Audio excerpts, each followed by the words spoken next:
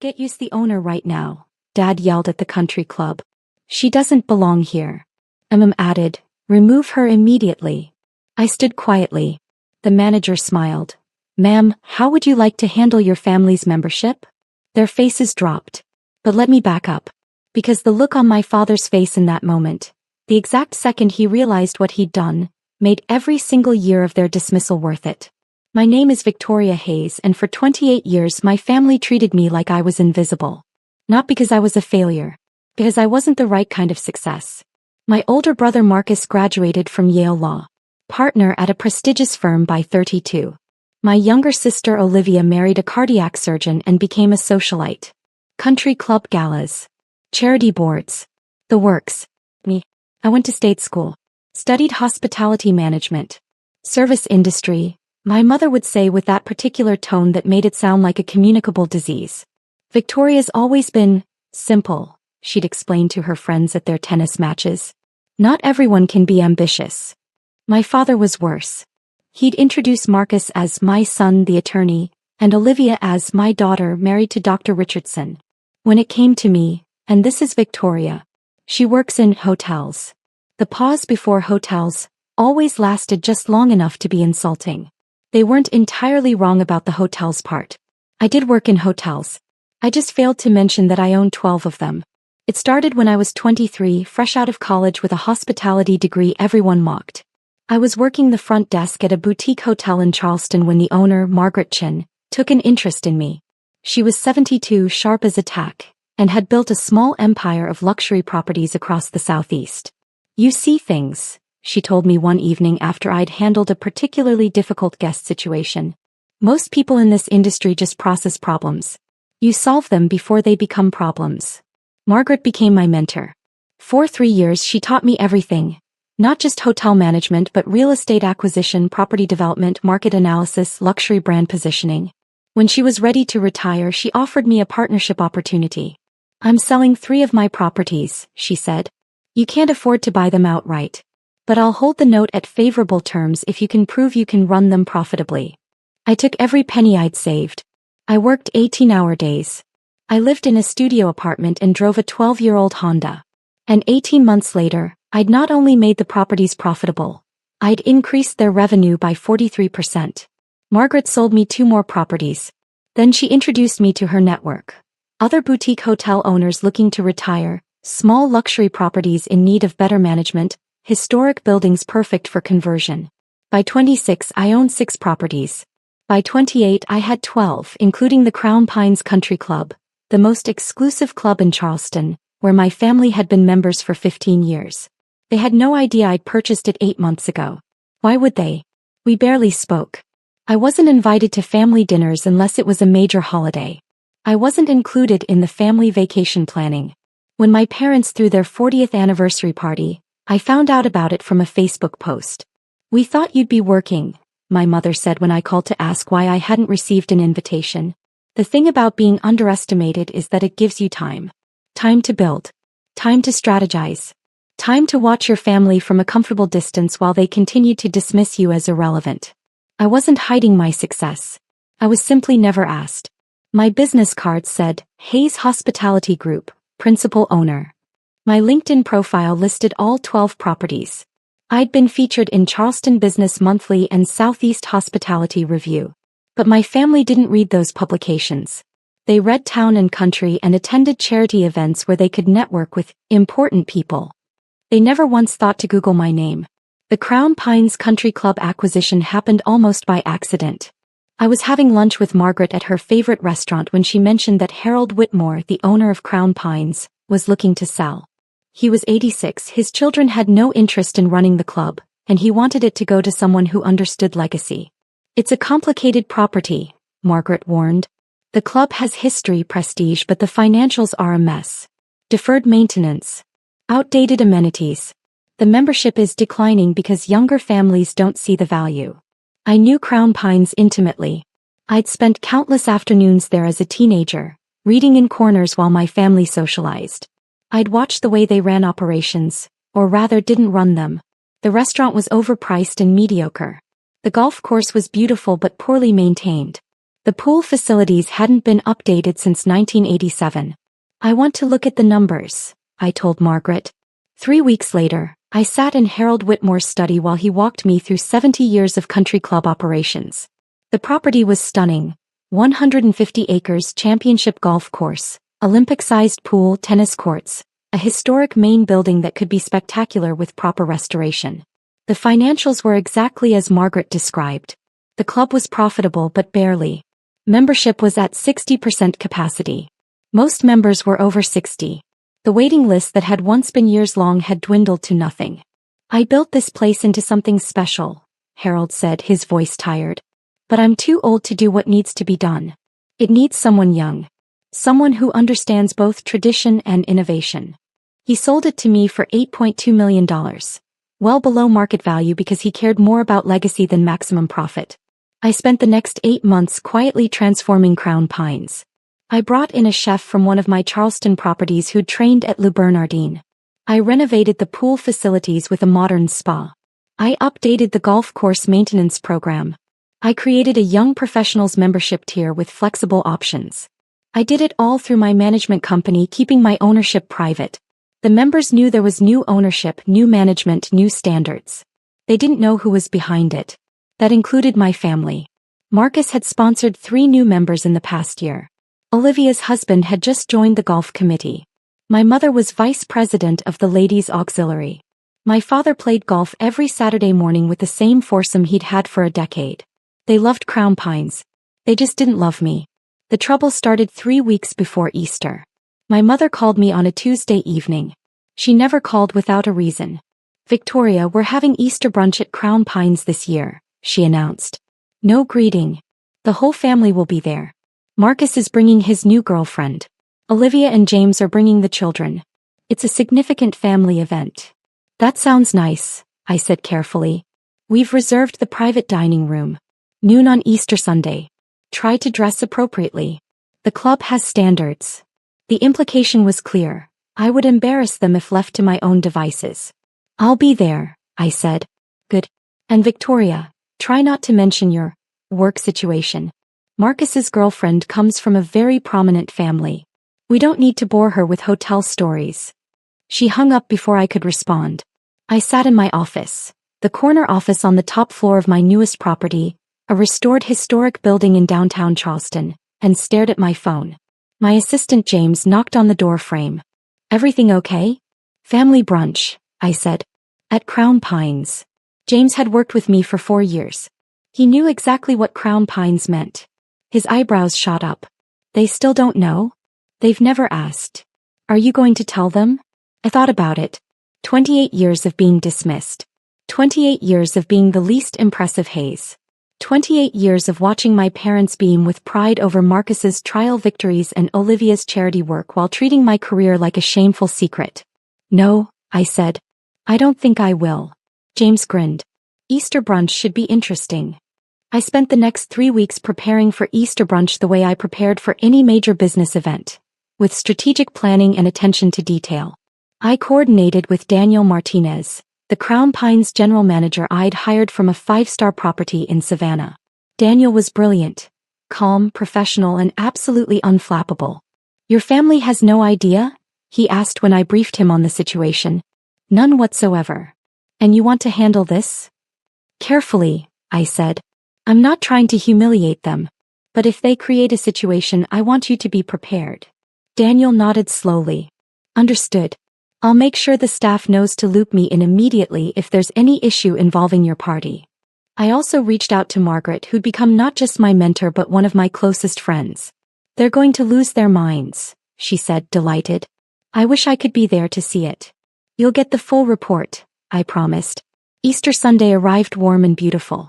I dressed carefully, a cream silk blouse, tailored navy slacks, understated gold jewelry. Elegant but not flashy. Professional but not formal. My mother would still find something to criticize. I arrived at Crown Pines at 11:45. The property looked spectacular. The gardens were in full spring bloom, the main building gleamed in the sunlight, valets moved efficiently through the parking area. Pride swelled in my chest. This was mine. I'd built this. The hostess greeted me warmly, She knew exactly who I was, though her professionalism kept it subtle.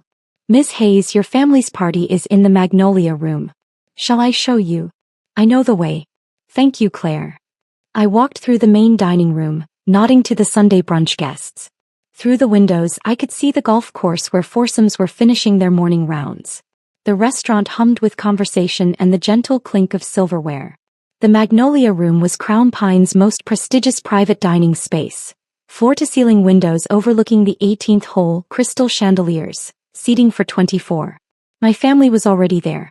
Marcus stood near the windows with a tall blonde woman who had to be the new girlfriend. Olivia sat at the table with her husband James and their 2 children.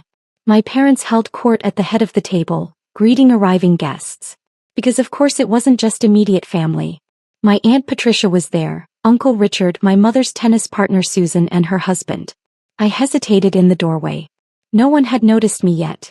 Then my mother's voice cut through the conversation. Victoria. You're late. I checked my watch. It was 11:58. The reservation is for noon. Family should arrive early. She looked me up and down. Is that what you're wearing? Yes. It's very plain. My father glanced up from his conversation. Victoria. Good. You're here. Come meet Marcus's girlfriend, Stephanie. Stephanie, this is our younger daughter. She works in the service industry. Stephanie extended a perfectly manicured hand. How nice. What do you do? Before I could answer, my mother interjected. She manages hotels. Now shall we all sit? I'm sure everyone is hungry. The meal started normally enough. The server took drink orders. Appetizers were brought out. My mother dominated the conversation, asking Stephanie questions designed to showcase her prestigious background. I sat quietly between Aunt Patricia and Uncle Richard, responding politely when spoken to, otherwise staying silent. It was Olivia who shifted the energy. Mother, did you see that Crown Pines is under new management? She said, sipping her mimosa. The changes are wonderful. The food is so much better. The new chef is exceptional, my father agreed. They finally upgraded from that mediocre continental menu. My mother nodded. The new ownership has excellent taste. Much more sophisticated. Patricia, did you try the renovated spa facilities? Aunt Patricia launched into praise for the updated amenities. Everyone had opinions about the improvements. The conversation buzzed with compliments for the mysterious new owner who'd revitalized their beloved club. I took a sip of water and said nothing. Marcus turned to me. You're in hospitality, Victoria. What do you think of the changes? All eyes turned to me. They're well executed, I said carefully. The property had good bones. It just needed someone who understood how to balance tradition with modernization. Well, someone certainly knew what they were doing, my mother said. Apparently the new owner has a portfolio of boutique luxury properties. Very exclusive. How do you know that? Olivia asked. Susan told me. Her husband is friends with Harold Whitmore. He mentioned that the new owner was someone young with an impressive reputation in luxury hospitality. My father snorted. Probably some tech mogul looking for a tax write-off. That's who buys these properties now. People with too much money and no real understanding of tradition. Something in his tone, the casual dismissal, the assumption that success could only come from the right kind of people, made me set down my fork. Actually, I said quietly, the new owner bought Crown Pines because they understood its legacy value. They saw potential beyond just financials. My father waved a hand dismissively. I'm sure the real estate investment was the primary motivation. These young entrepreneurs don't care about tradition. Some young entrepreneurs understand tradition perfectly well, I said. Marcus laughed. Come on, Victoria. You manage hotel front desks. You're not exactly qualified to assess major property acquisitions. The table went silent. I felt it then, that familiar feeling of being diminished, dismissed, erased. 28 years of it compressing into a single moment. I could have let it go. I should have let it go. Instead I said, I don't manage front desks, Marcus. I own 12 properties across the Southeast, including 3 historic boutique hotels, 4 luxury resorts, 2 conference centers and 3 private clubs. My company generated $47 million in revenue last year. The silence deepened. My mother laughed. A sharp, disbelieving sound. Victoria, that's absurd. Why would you make up something like that? I'm not making it up. You went to state school, my father said flatly. You've worked in hotels for what, 6 years? You expect us to believe you own a $47 million company. I don't expect you to believe anything. I'm telling you a fact. Olivia shook her head. This is embarrassing, Victoria. We have guests. I'm not embarrassed, I said. I'm successful. There's a difference. Marcus leaned forward. Okay, let's say you're telling the truth, which you're not, but let's pretend. Where did you get the capital for 12 properties? That's millions in acquisition costs alone. I started with one property, a partnership with my mentor. I proved I could run it profitably. He sold me 2 more. I leveraged those to acquire others. It's called building a business, Marcus. Some of us do it without family money or Yale connections. My father's face was turning red. This is ridiculous. You're a hotel clerk making up fantasies. I'm the principal owner of Hayes Hospitality Group. You can Google it. We've been featured in Charleston Business Monthly, Southeast Hospitality Review, and Luxury Property Management magazine. My mother stood up abruptly. That's enough. I don't know what's gotten into you, but I will not have you disrupt this family event with absurd lies. They're not lies. Then prove it, Marcus challenged. If you're so successful, prove it right now. I pulled out my phone. Pulled up my company website. The homepage featured a photo of me in front of my downtown Charleston property, along with a Forbes profile that had run 6 months ago. 30 under 30, Victoria Hayes builds boutique hospitality empire. I passed the phone to Marcus. He stared at it. Frilled. His face went pale. This is real? Yes. He passed the phone to my father. Then to my mother. It made its way around the table. The silence was deafening. Why didn't you tell us? My mother finally whispered. You never asked. In 28 years, not once did you ask about my work beyond finding ways to diminish it. You assumed. You decided I was a failure because I didn't follow the path you valued. So I built something you couldn't even see. My father slammed his hand on the table. This is unacceptable. You let us think you deliberately misled. I misled no one. I told you I worked in hotels. I do. You chose to interpret that as failure. This is absurd, my father said, his voice rising. You cannot speak to your parents this way. I want to speak to the owner of this establishment immediately. We're being insulted by our own daughter in what's supposed to be a prestigious club. I want to speak to whoever's in charge. Now. I'm calling the manager, my mother announced, already pulling out her phone. This behavior is completely unacceptable. We're members here. We shouldn't have to tolerate. Get us the owner right now, my father yelled toward the door where our server had just entered with entrees. She doesn't belong here. I stood up quietly. My mother turned to me. Sit down, Victoria. You've caused enough disruption. I don't think so. Remove her immediately, my mother demanded. The server looked panicked. I'll get the manager. Do that, my father said coldly. I stayed standing. Come, quiet. 30 seconds later, Daniel Martinez entered the Magnolia room. Impeccably dressed, completely professional, moving with the confident authority of someone who knew exactly how to handle any situation. Good afternoon, he said smoothly. I understand there's a concern?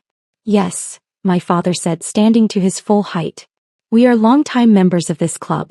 My daughter, he gestured at me, has created an extremely disruptive scene. We want her removed from the premises. And frankly, we're questioning the standards of this establishment if this is the kind of behavior you allow. Daniel's expression didn't change. I see. And Ms. Hayes has been disruptive how? She's making absurd claims about owning properties, disrupting our family meal with lies and fantasies. It's completely unacceptable. I understand your frustration, Daniel said calmly. He turned to me. Ms. Hayes. Our eyes met. I said nothing. Daniel turned back to my father. Sir, I need to clarify something. Are you requesting that we remove Ms. Victoria Hayes from Crown Pines Country Club? Yes. Immediately. I see. Daniel paused. Then he smiled just slightly. Ma'am, how would you like to handle your family's membership? The room froze. My father's face went from red to white. What did you just say? Daniel's voice remained perfectly professional. I asked Ms. Hayes. Ms. Victoria Hayes, owner of Hayes Hospitality Group and as of 8 months ago, owner of Crown Pines Country Club, how she would like me to handle this situation. The silence was absolute. My mother's mouth opened, closed, opened again. No sound came out. Marcus sat down heavily. Olivia's face had gone pale. Aunt Patricia dropped her fork. It clattered against her plate. My father just stared at me. You own Crown Pines, I said quietly. Yes. I bought it from Harold Whitmore last July. I've spent the last 8 months renovating it, improving operations, upgrading amenities. Everything you've been praising all morning? I did that. That's impossible, my mother whispered. It's very possible. And very real. Daniel remained standing near the door, waiting for my instructions with perfect professional courtesy. Daniel, I said, my voice steady, please have the membership contracts for Mr. and Mrs. Hayes brought to me. I'd like to review their standing. Immediately, ma'am. He stepped out. My father found his voice. Victoria, surely we can discuss this. This is a misunderstanding. We didn't know. You didn't know because you never asked. For 28 years you never asked. You just assumed. We're family, my mother said desperately. You can't seriously. I can seriously review whether Crown Pines is the right fit for members who create disruptive scenes in private dining rooms, make demands to remove other guests, and generally fail to maintain the standards we expect. Marcus leaned forward. Victoria, come on. Dad was just upset. He didn't understand the situation. He understood perfectly. I was embarrassing him. Just like I've apparently been embarrassing all of you for my entire adult life. Daniel returned with a file. The membership contracts, Ms. Hayes. I took them. Didn't open them. Just held them. I need to think about this, I said. About whether Crown Pines remains the right environment for our family. In the meantime, please complete serving our meal. And Daniel, put today's brunch on my personal account. My family's guests are, of course, welcome to enjoy their meal. Of course, ma'am. Will there be anything else? That's all. Thank you. He withdrew. I sat back down. Placed my napkin back in my lap. Picked up my fork. The sea base looks excellent, I said calmly. The chef sourced it locally. Sustainable fishing practices were very important in our vendor selection process. No one moved. No one spoke. I took a bite. It was perfectly prepared. The rest of the brunch was torture, at least for everyone else. I ate my meal calmly. Answered polite questions from Aunt Patricia about property management. Smiled at Olivia's children when they asked about the pool. My parents said nothing. Marcus kept starting sentences and stopping. Stephanie looked like she wanted to disappear into the floor. When dessert was served, my mother finally spoke. Victoria, we should talk. Privately. We're talking now. About your position here. And our membership. I said I need to think about it. But surely you wouldn't actually terminate your membership? I don't know, Mother. Would you have removed me from the premises if you'd had the authority? She had no answer. Coffee was served. The children became restless. Olivia made excuses about nap time and gathered her family to leave. Marcus and Stephanie followed shortly after. That left my parents, Aunt Patricia and Uncle Richard, and Susan with her husband. My father cleared his throat. Victoria, I think we all owe you an apology. Do you? We clearly underestimated your achievements. You dismissed them without ever knowing what they were. That's not fair, my mother protested. You never told us. You let us think. I told you I worked in hotels. That's true. I told you I was in hospitality management. Also true. You decided those weren't impressive enough to warrant further questions. You could have corrected us, my father said. Why? So you could find new ways to diminish it? You've spent my entire life treating my choices as inferior to Marcus's law career and Olivia's society marriage. When did I owe you information you never valued enough to ask about? Aunt Patricia stood abruptly. I think Richard and I should go. This seems like a family conversation. They left. So did Susan and her husband.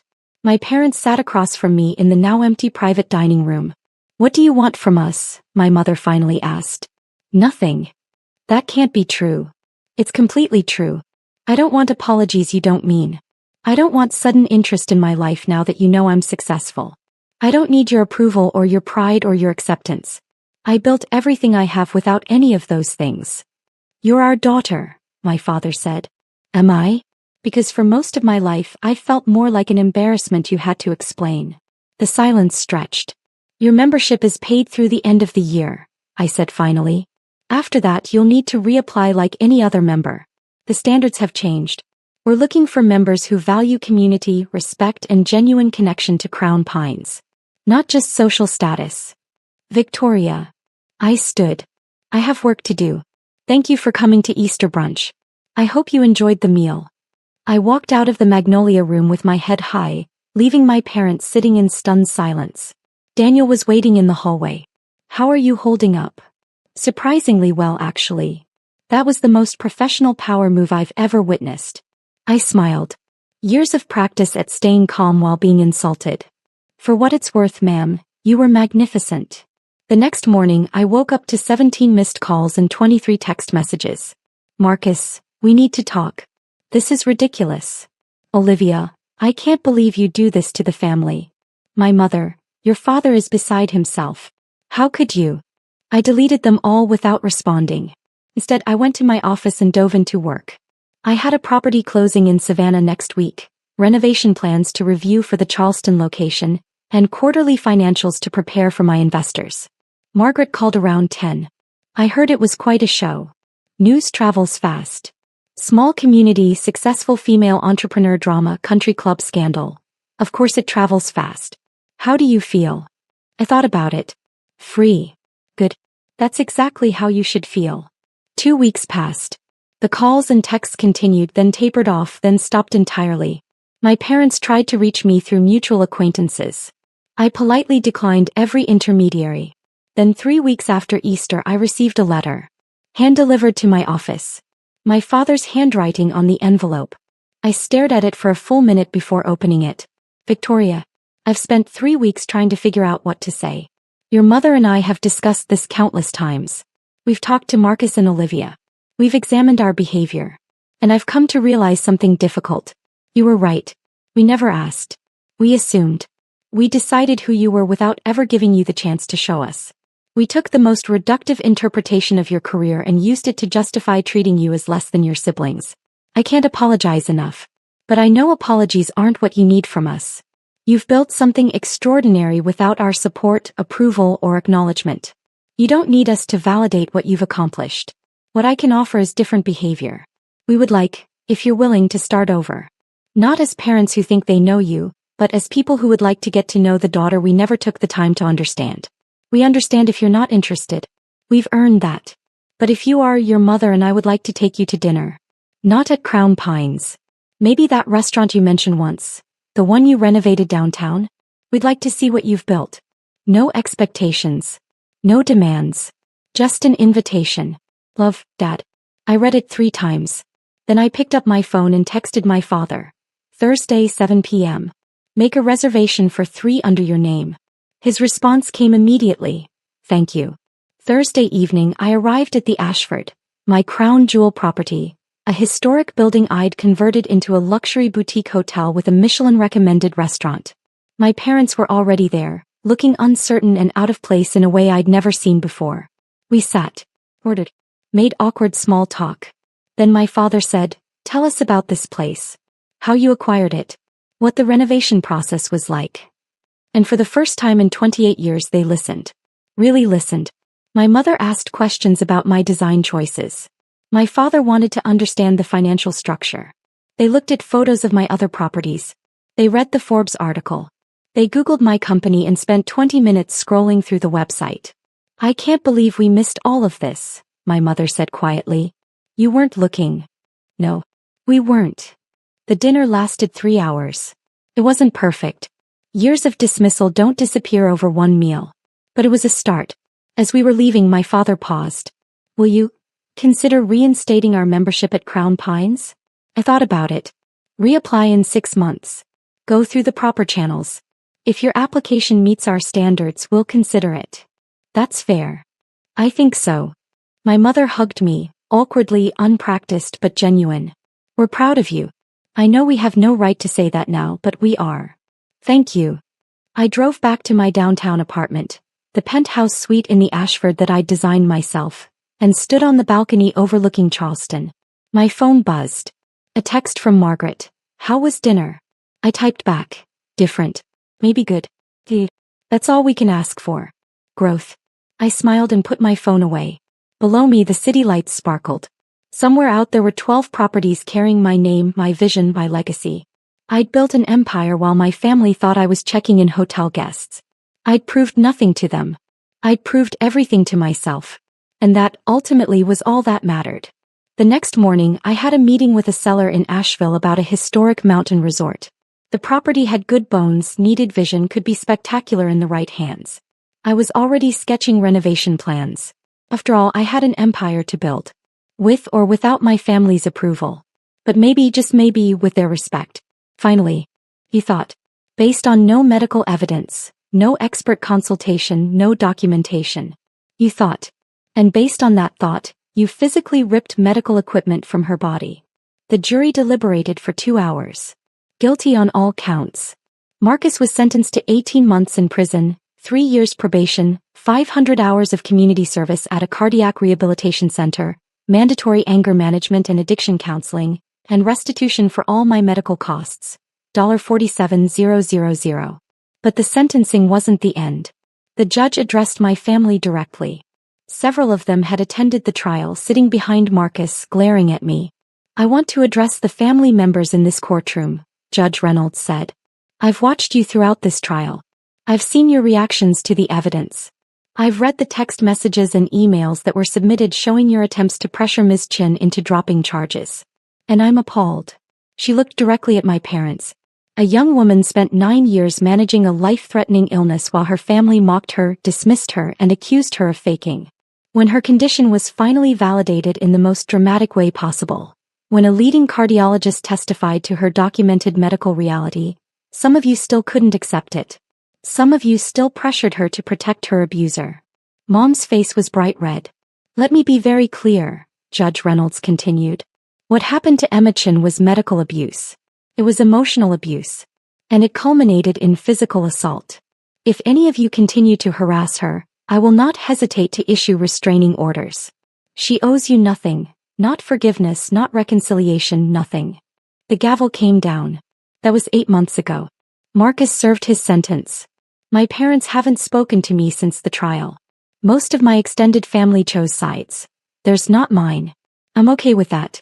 Because what they still don't know, what came out only after the trial through my lawyer's civil suit filings, is that this struggling medical transcriptionist they'd mocked for years had actually sold a software company for $18 million.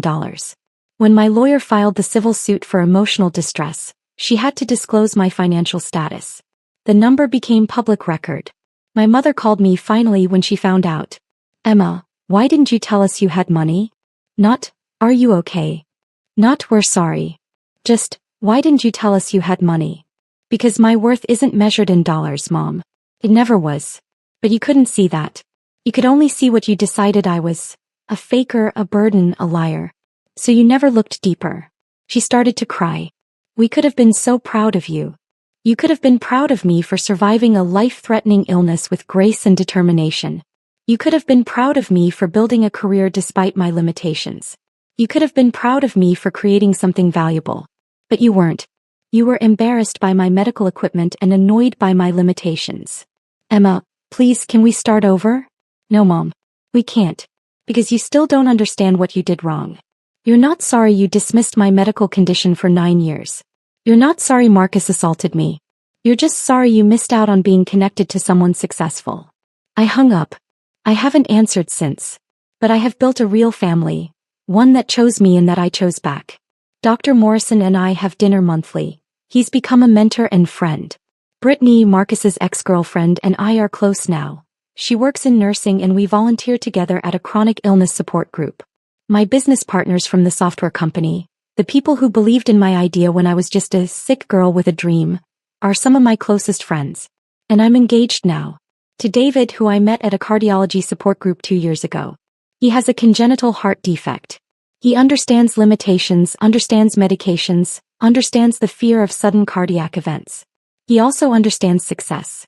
He's a civil engineer who designs sustainable infrastructure. He's brilliant, kind, and when I told him about my family and the trial, he said, "You survived them. That's proof you can survive anything." We're getting married in 3 months. Dr. Morrison is walking me down the aisle. My family isn't invited. I'm not sad about that anymore. Because I learned something important through all of this. Family isn't about blood. It's about who shows up when you collapse. It's about who believes you. It's about who catches you. Dr. Morrison caught me when I fell that day on the terrace. And he kept catching me, through the trial, through the aftermath, through the rebuilding. That's family. The rest is just biology.